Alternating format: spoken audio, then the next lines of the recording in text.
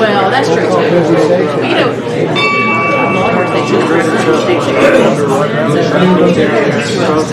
being here today. I want to thank you before we get started. I want to thank you for your patience getting into this room.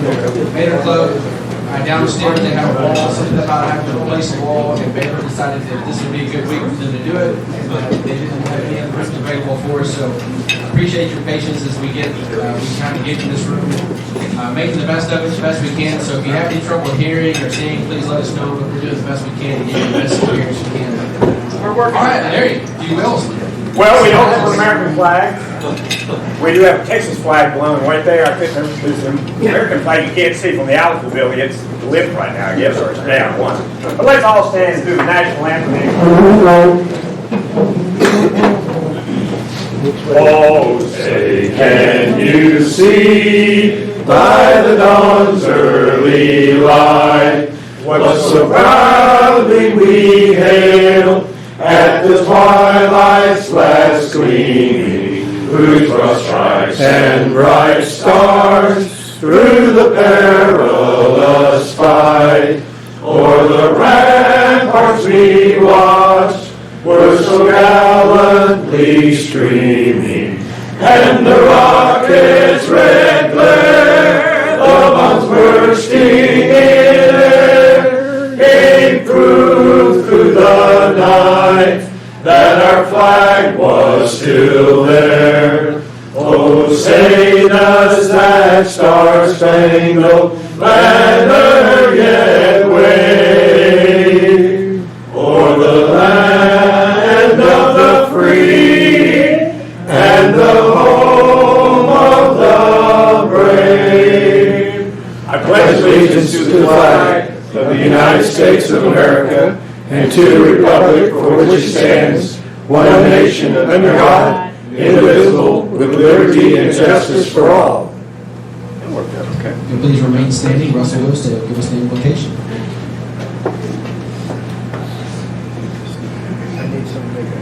Please pray with me. Dear Lord, as we reflect upon the upcoming Thanksgiving holiday, we are reminded how blessed we are as a nation to practice our religious faiths. We ask blessings and protections on those who serve in our military and in harm's way to protect these freedoms we enjoy. We are thankful for our city leaders and local government officials who strive on a daily basis to make our city a better place for all of us to live, work, and raise families. Please help each of us as Rotarians to embody the ideas of service above self in all we think, say, and do. All these things we pray in your name. Amen.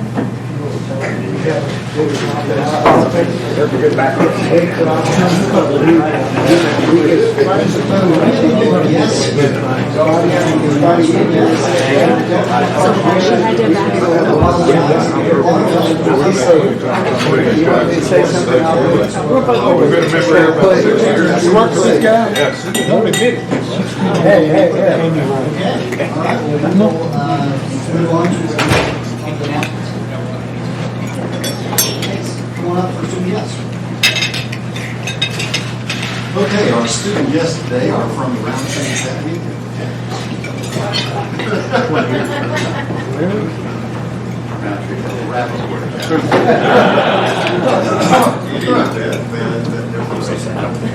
They're from the Waco Rotary. One fact I learned before getting up today is that this is the 25th anniversary of the Rotary. So that is a huge accomplishment, and I think that they're doing great things. So I think that made a little bit of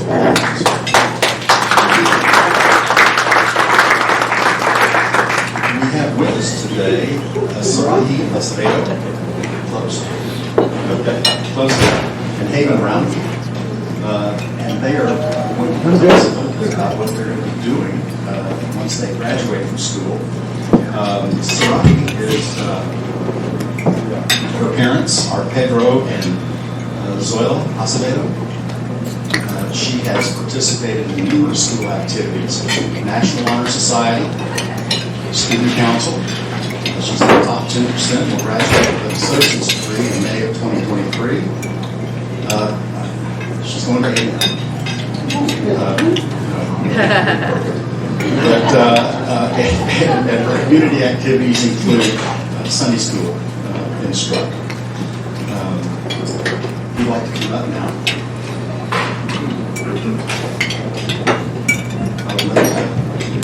Tell us a little bit about what you do. Hi, my name is Soraya Acevedo. I'm currently a senior, and I plan to go to Texas A&M to study biomedical sciences. After that, I plan to apply to dental school, also with A&M, hopefully, crossing our fingers. And yeah, thank you.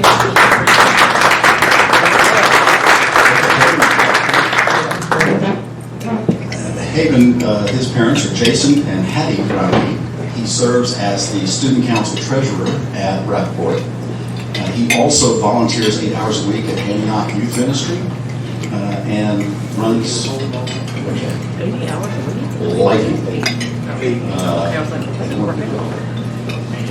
Antioch, okay. And I'm going to let him tell you a little bit about his future plans when he graduates from college. I'm also a senior at Rappaport Academy, and I aim to graduate in May of 2023. Oh, yes, May of 2023. And plan to come here to Baylor to study either mechanical or electrical engineering. To then hopefully go on to work for the railroad.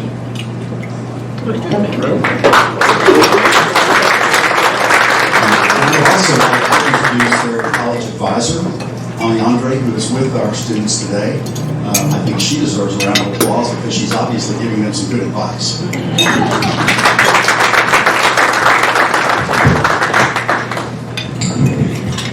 Thank you, Hayes. Thanks for stepping in at the last minute. Appreciate you doing that. We've got a couple of announcements for you. I think David Willey back at CTWP is going to have a food for families. They're going to be a drop-off place for food for families this Friday. Is that correct, David? No, we're just to let everybody know, you can drop off all over the city. It ends on Friday afternoon at Channel 10, and we try to collect tons and tons of food, canned goods, non-perishable. If anybody has any food or they want to make any donations, they can drop them off at CTWP or many other locations. They're just letting you know we're running out of time, and there's a lot of hungry people out there this year. We sure would like to be helped to get that going. Food for Families is a great program, David. I appreciate you bringing that up. That'll end this Friday. So if you have any donations, drop those off, and I'm sure they could take your volunteer help. Friday, Eddie, I think I've seen you out there. Dr. Morris, I think we've seen you at the volunteer before. He's the big. If it's something you're interested in, get with us, and we'll get you some more information. I want to give you a couple updates on what's been going on with the Rotary. Our board of directors meets tomorrow at noon for our November board meeting. If any of our current board members if you're here, if you will, please stand up. I'd like to recognize you and let everybody know who's doing the hard work behind the scenes. Thank you all for your hard work. As members, if you all have any questions or concerns or comments, you can take those to your board members, and we'd be happy to we have lots of concerns. Consider them as a board meeting tomorrow. Can I send it to you? Also tomorrow is the Global Grant Scholarship Committee will conduct its interviews for the 2023-2024 scholarship. These scholarships are $30,000 skips funded by District 5870 for postgraduate overseas studies in one of the Rotary areas of focus. Really great scholarships. I want to thank you, Herb Bristow, for chairing that committee. Been a chair of that committee for a long time. And he was a scholar himself, so appreciate that, and I appreciate the committee that works hard on putting those scholarship applications together. Thursday evening, Catherine will represent our club at the Waco ISD board meeting, as Waco Rotary is recognized for its support of Waco ISD, so that's really cool. Thanks for doing that, being there Thursday, Catherine. Challenge. We have Challenge coming up next spring, and we need to start contacting schools to see who wants to participate. The Challenge Committee is asking for members to volunteer to make calls to schools, just merely to get the word out that we are having Challenge and we're looking for schools to participate. So if you are interested in having a little bit of free time that you can make those calls for us, please contact Catherine after the meeting or anytime later this week. We'll get you on the list and get your name on a list of schools that you can call and start getting the word out. Finally, if I can have Russell come back up. The Rotary Club of Waco received a Rotary International Presidential Citation during Russell's year. And I want to present him with that and the hard work that he did to accomplish that Rotary citation. Thank you, Russell. Congratulations.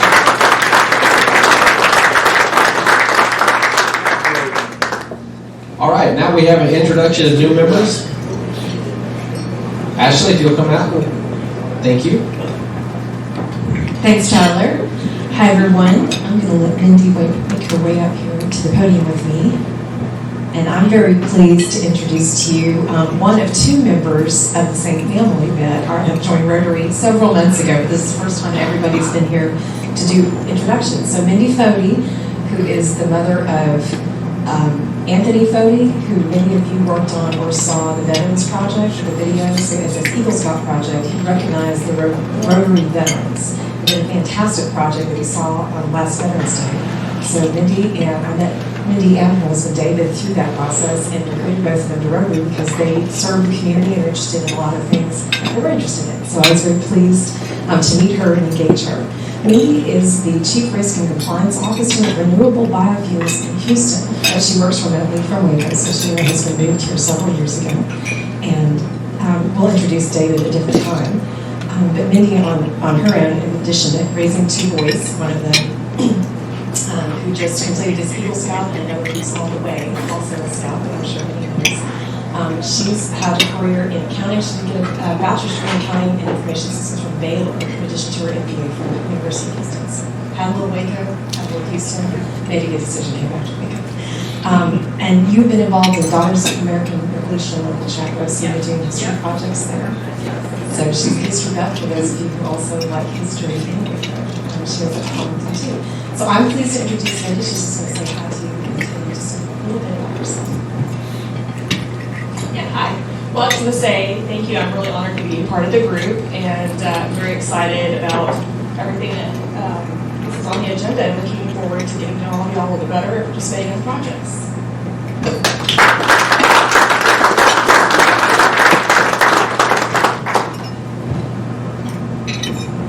Thank you, Ashley, and so glad to have you as a new member, Mindy. And now for our chair of the day, Russell Lipsay. Thank you. Well, it is my pleasure to introduce our speaker today. Our speaker is Tom Balk. He is the Assistant Director of the Waco Parks and Recreation. Tom has been with the city for 13 years. He served as in all different roles, but primarily as a landscape architect prior to becoming the Assistant Director. He's a graduate from Arizona State University and landscape architect. He and his wife, Erin, Erin's a Baylor grad, so I want to hear the story of how she got you here. He serves as a board member for the Historic Waco Foundation. They have two children, a 2-year-old and a 4-year-old, and he is a self-proclaimed Waco's youngest historian. So please help me welcome Tom to our podium.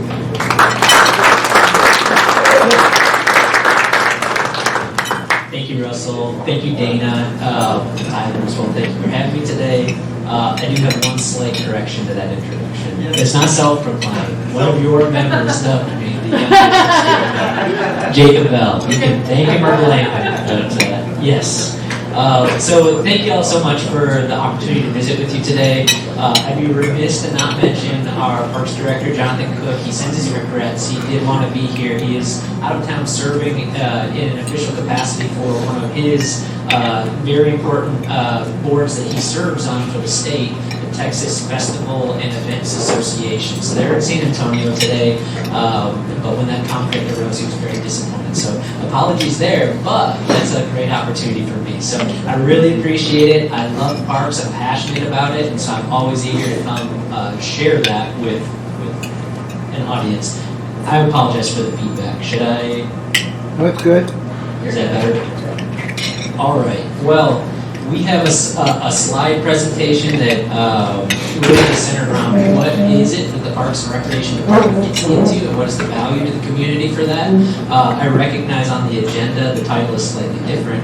What's new for Waco Parks and Recreation? So, of course, there is a Q&A at the end, so I will highlight some of the things that are new, and I'm happy to take some questions, but I want to give an overview first. So it's helpful for us to give an overview that kind of starts with this slide. I get a lot of chuckles sometimes about these signs around town. It starts in parks. What is it that starts in parks? What we adopted in 2020 was this branding of It Starts in Parks that kind of succinctly defines what is our value proposition to the community. We didn't invent this, we embraced this. This was at a national level initiative, but it really well summarizes what council's initiatives are, city council's initiatives are for the Parks and Recreation Department. So of course that health, community, economy, environment tagline beneath it, it really plays into what we are fundamentally providing to the community.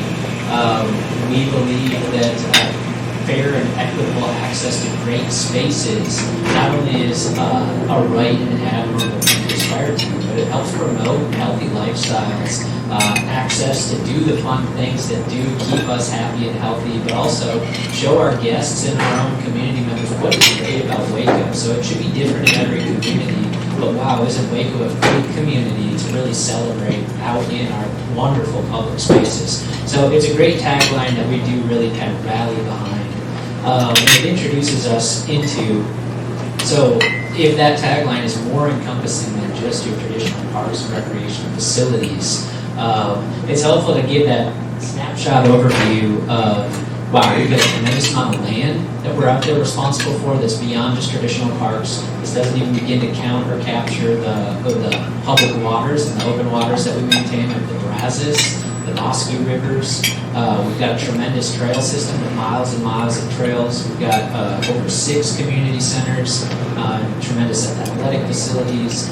So there's a lot to offer that's beyond just the traditional neighborhood park, and those are great as well.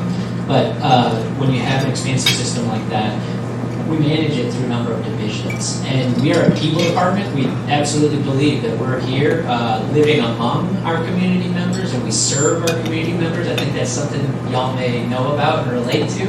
And so we see ourselves as a people-first sort of organization within our mission. And so the recreation division of the department is led by Susan Krause, who's a program manager over the athletics programming we offer, the community center programming we offer.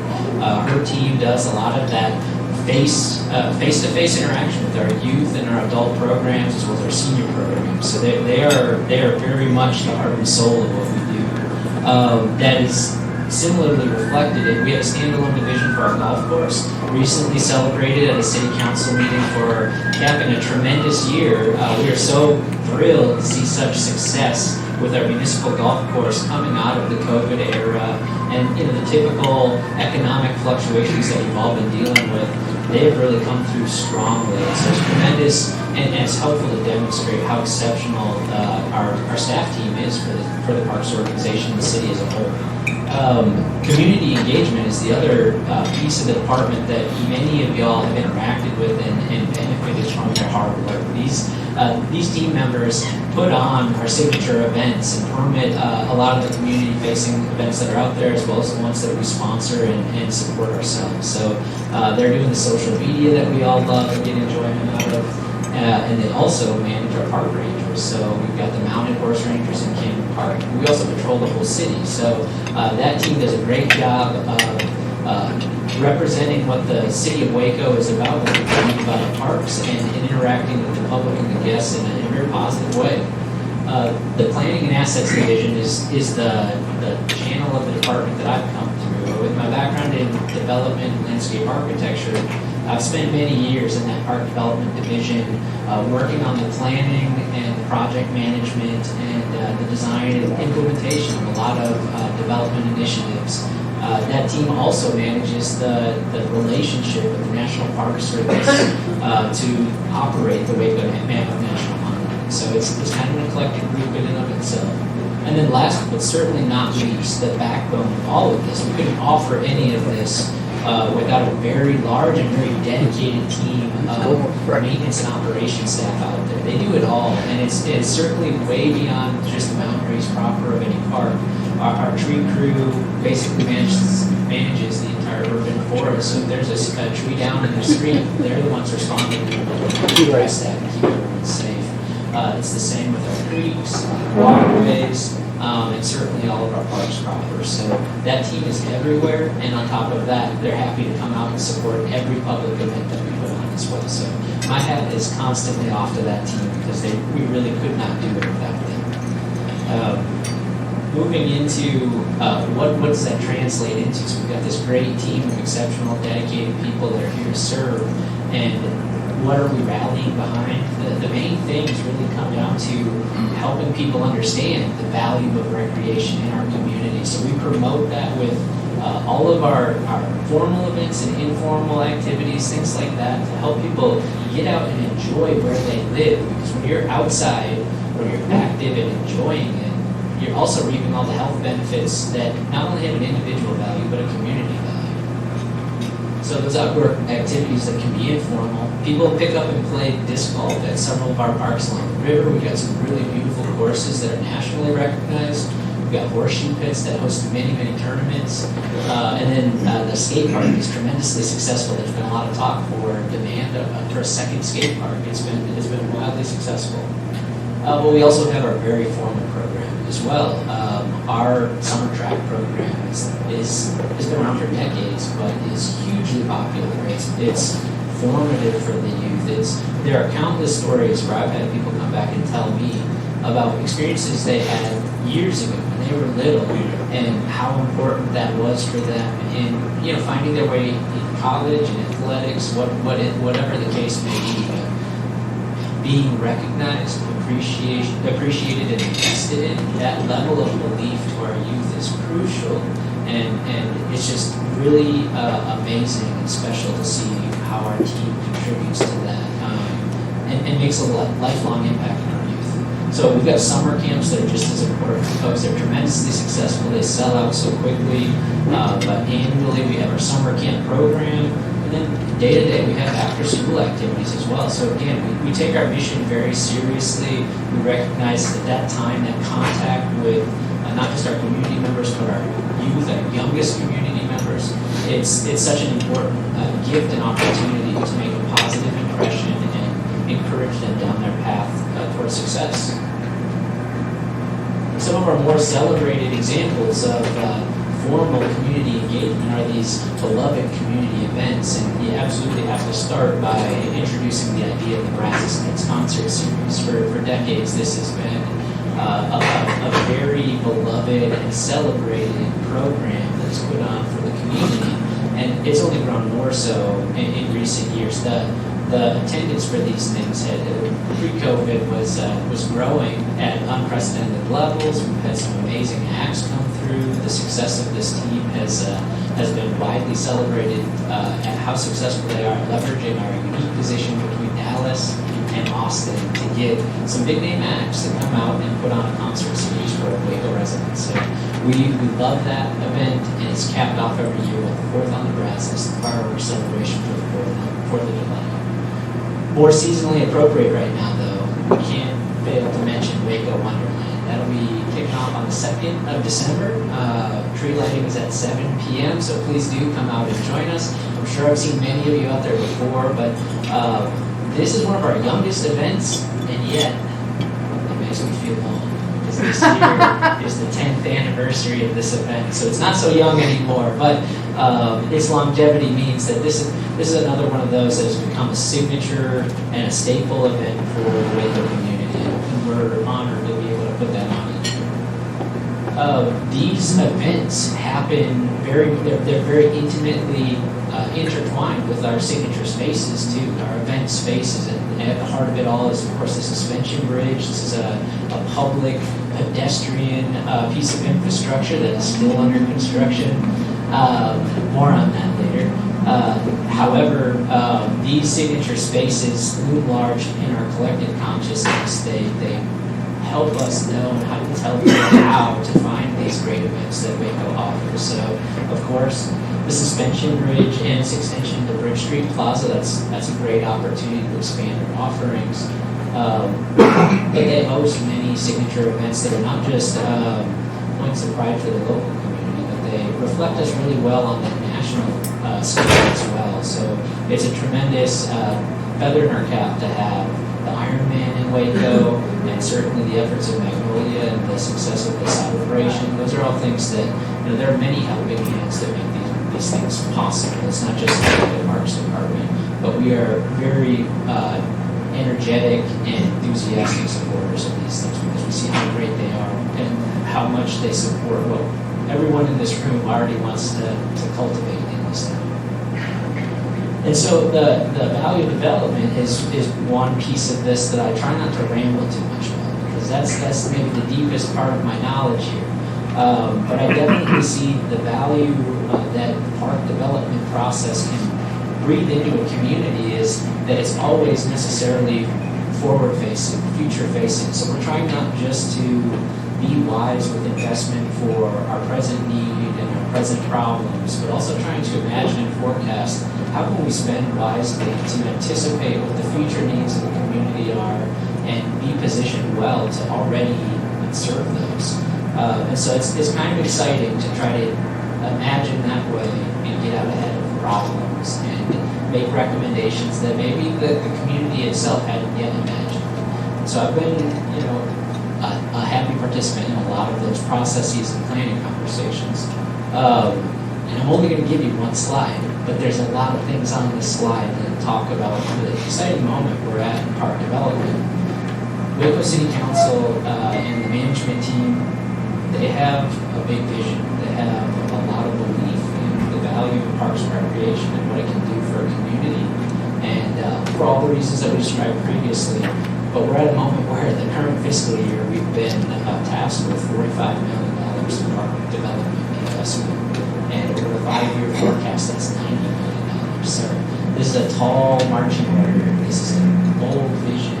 Certainly unprecedented is a word that comes to mind. But it's also many, many projects. So there's been a lot of coverage about the Riverwalk redevelopment in association with the basketball pavilion.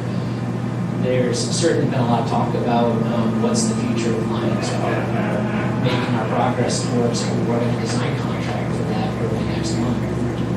The public engagement will kick off. Everybody in this room will be invited to participate, as well as the entire community. But that process is going to unfold in front of us as what is the community's vision for the future of that park. And several of these are similar. So China Spring Park, we're making an exciting announcement about that today. So that there is a park in China Springs' future, and it's a lot closer than people may realize. So the design process and community visioning is about to kick off with that as well. We've got a Trails Master Plan that's wrapping up that envisions a system not just at the river, but dispersed throughout the community, creating a hub and spoke system that maybe gives some future purpose to tying that Continental Trail into the surrounding system, but also connecting the Floyd Casey development site all the way to the river, as well as our China Spring community. Certainly a lot of investment in baseball and softball, needed reinvestments and new investments, development to complement and work with that Floyd Casey development, site development that is actually more properly described as the Hart-Patterson track renovation. There's a vision for a large regional park in that location. A lot of unique needs that are not already represented in the parks portfolio. But also honoring our history with the Cotton Palace Park redevelopment. What is the vision for that very important piece of land? Working with the community and our partners to fine-tune that. There's very much an open discussion of that going on. And then certainly the Doris Miller Community Center in East Waco. We were very fortunate to be able to acquire that facility from the YMCA. We're in the process of converting that into a community center that can better serve our neighbors, but also our surrounding neighborhood there. So these are just, that's the list. I have to limit myself to what all I can throw into the presentation, but that's a preview. And so I'm happy to answer some more questions at the end. But ultimately, all these efforts, everybody on the team I described, all the projects, but all the services as well, like the people are the main driver of what makes a community great, a park system great, but it also ends up being a series of attractions that create a buzz about our pride, but also like what we share with the outside world. Cameron Park will forever be the jewel of that system. It's a wonderful gift that keeps on giving to us. Dates back to 1910, as many of us know. It's nearly 400 acres, give or take. But it's just a tremendous legacy to foresight and generosity of the folks that created that gift to the city of Waco. But similarly, in more recent history, we've got Riverman Park that is a tremendous facility that draws in and activates, draws in and serves a huge community of baseball players from around Texas. And so it puts Waco on the map for a lot of people. These sites loom large in the memories and impressions of our neighbors. And so Waco Mammoth National Park is also like a good example of that, of who else has one of those. It's Waco, and the great thing about it for us is that it's operated by Waco. It's operated by City Waco staff. So we're very proud of that. And then ultimately, I think the last example that I'll offer too is sometimes our great community partnerships take us in directions that we didn't anticipate. So this was a collaboration with the folks at Creative Waco to offer some amenities along our existing riverwalk. We knew that Wacoans loved the riverwalk already. We weren't necessarily looking for sculptures to accentuate that, but here we are years later, and some of those sculptures are just taking on an identity and life of their own, following. They're so Instagrammable and things like that. You just see them pop up everywhere. So we have plans, we have ideas, we have a team that are great at fulfilling those expected things, and then we still love and are delighted by the unexpected things. So I think that's what community is all about. If people ask me the question, what starts some parks? I'm going to answer community. So lots going on, lots of changes constantly. Please do stay tuned and follow us through social media. We're on Facebook and Instagram at Waco Parks and Rec. But yeah, that is the overview, and I'm happy to answer a few questions.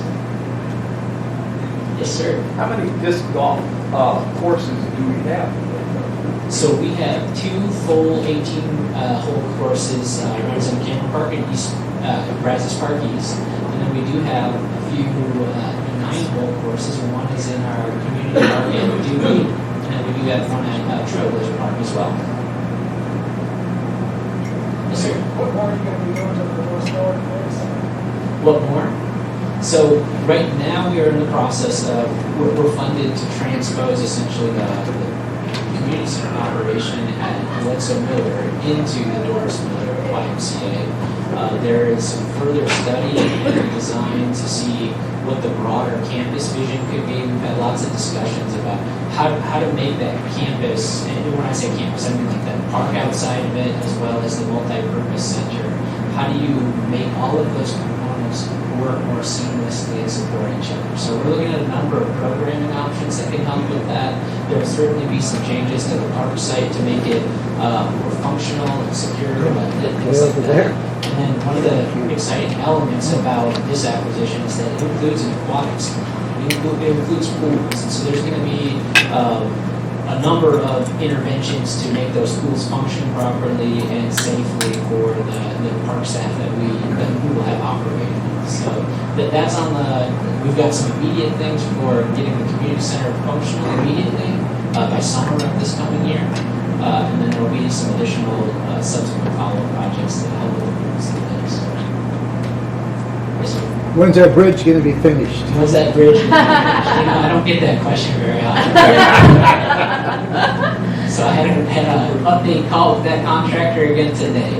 We are working our way towards, by April, we anticipate that this project is going to be over. Honestly, the only barrier to getting the fences down for us, because there's a lot that can touch us, whatever you want to call it, in the functional stage of the project. Fences can be down once we go to April. So we're working rapidly to resolve that issue. There's some grading and drainage associated with by April. We anticipate fences down, public use as it should be.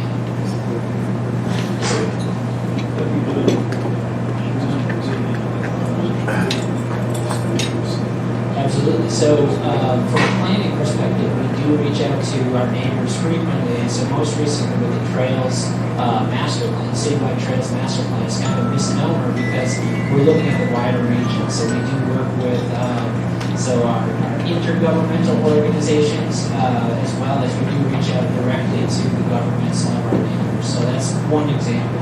From a programming standpoint, I think there is some coordination on calendars of events and things like that, but there is still much that I'm learning about the programming side of the operation. And I saw you had a question.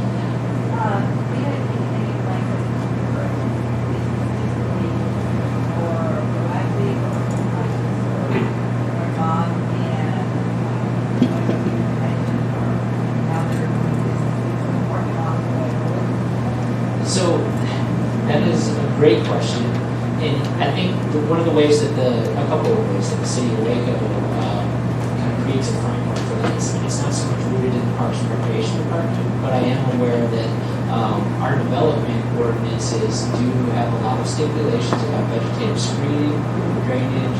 We have overlay zones like the Brazos River overlay zone. You're not going to be able to have bare bones parking or exposed dumpsters, things like that. So there are some aesthetic considerations that go into our development code, but then also certainly our relationship with Keep Waco Beautiful is critical in this way to make sure that we're trying to promote and encourage others to take pride in their surroundings as well and contribute to the overall beauty, but also the environmental concerns as well. Yes, sir. I drove by Lions Park today, and it's a beautiful green area now. There where a swimming pool used to be. And that's correct. Did y'all do that? And what is the ultimate intention to do with that area? So the ultimate intention will be defined through a community visioning process. So that's the contract, the design contract we're getting ready to award in December here that will kick off in January with public engagement to say what is the vision for this future space. What has been done, what you're seeing inside the fence there is that there were many features that hadn't been, like for that pool, for example, that pool had laid dormant for over a decade or decades and would not be safe to leave in even a fenced condition that's unmonitored. So what the contractor did for us was removed all the infrastructure so that the fences can come down while the redesign is happening. And so redesign starts in January with community engagement. You're going to hear part of the design team will include a public engagement, public relations team that will be providing the guidance on how to make sure that we get effective community input to have this dialogue. So the scope of design is not yet fixed. Yes, sir.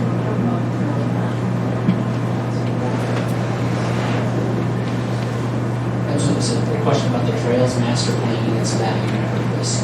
The reason those kind of plans work is because a couple of things. It helps us be strategic about land acquisition and working with the development code to preserve corridors of connectivity. And why that's even an important topic is because these corridors are like the Riverwalk.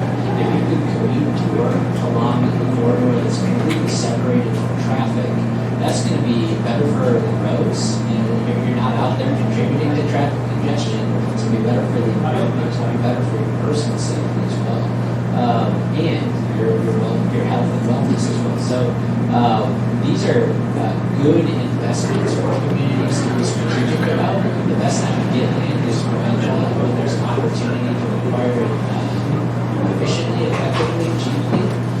So these planning documents help us get ahead of those questions and map out what our needs might be. And so it gets done in kind of a phased approach because you can have a vision that extends out 50 years, but realistically, you need to know you should be thinking about the next 5 years, 5 to 10 years. So that's a process we've been engaged in. We've had a great consultant doing a lot of analysis for us, facilitating much of public engagement for that as well. So we're pleased to be taking that to council for adoption before the end of the year as well. It's currently on our website, so for those that are interested in taking a gander at the draft of that, it's on our Waco Parks and Rec page on the City of Waco website. Sir? What question for the Westview people solving for the community? What are they wanting? The most frequent question I get is it really like the show Parks and Rec? And the answer is kind of. What do they want though? That's a fair question as well. The most frequent request is honestly fitness equipment, dog park. I'm trying to think what else. There's just some recurring themes that come up a lot. Pickleball is huge right now. We had some conversion in the works. Some of our tennis courts maybe retrofitted. But those are kind of the themes at the moment. Yes, ma'am. Is there going to be a dog park? This subject is in every planning conversation that I have. So every time we're talking about significant acreage, so this has come up in our conversations about, dare I name names, we've looked at Cotton Palace Park as, is this an appropriate location? Hart Patterson track conversion I mentioned, we're talking about significant acreage again, so it may be compatible there as well. So this conversation is something that we are taking seriously. We see those larger scale projects as what may help us move the needle on it. So we don't have a solution yet, but we're trying to get traction.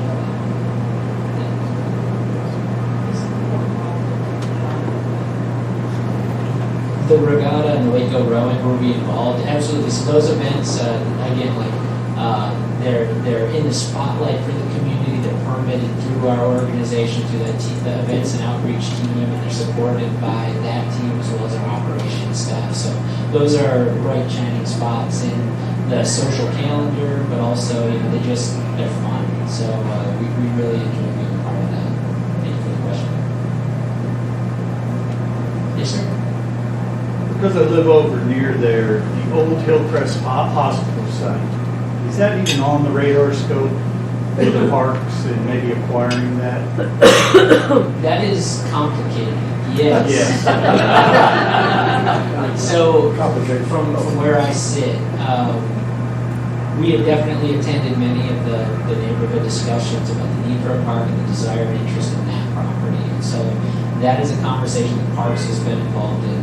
That has informed many of our budget conversations. So we are trying to prepare for a project, if not there, like that. So we recognize the need in the neighborhood for a better park accommodation, because what has been the neighborhood parks in that neighborhood, they're actually undersized to do the things that a traditional neighborhood park would do. The nearest community center is a long way off. That's right. That's right. So we recognize the value of that property. My understanding is that that property has some complications though because of its usage history. The fact that the hospital had been there for a long time and the demolition like there are things that I just don't know about that site that somebody in the city is working on. We're trying to answer that question, but I don't have it today.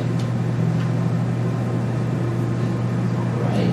Well, y'all have been wonderful. Thank you for bearing with me through kind of my gushy talk about what we do at Waco Parks, and I really love the Q&A, and I would love to come back again sometime. I'll turn it back over to us.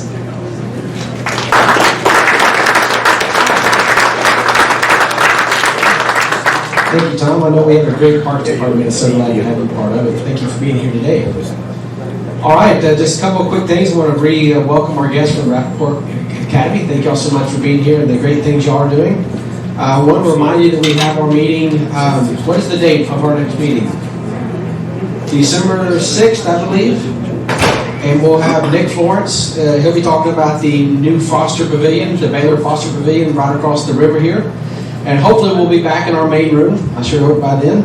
That'll be Tuesday, December 6th. We will not have a second meeting in December. We're working on a social to have in the middle of December. Hopefully have an announcement for you next week or so. All right, if you will, please stand with me. We'll talk about the four-way test and what we do, say thing and do. Is it the truth? Is it fair to all concerned? Will it build goodwill and better friendships? Will it be beneficial to all concerned? Rotary is adjourned.